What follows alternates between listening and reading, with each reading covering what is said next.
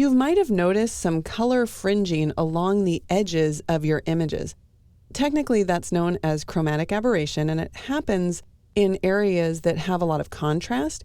It's more pronounced along the edges of your images, and it's more noticeable when you photograph with a wider angle lens, especially if the quality of that lens is not very high. So let's take a look at what this chromatic aberration looks like.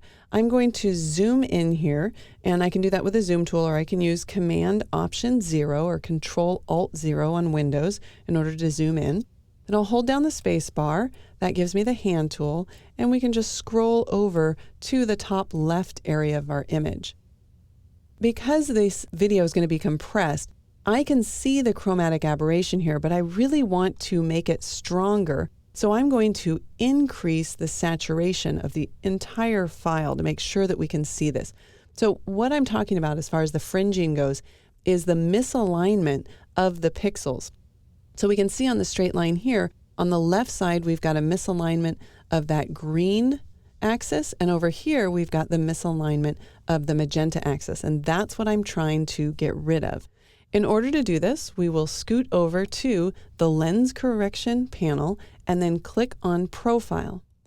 I want to enable the Lens Profile Correction. That's going to correct any distortion from the lens.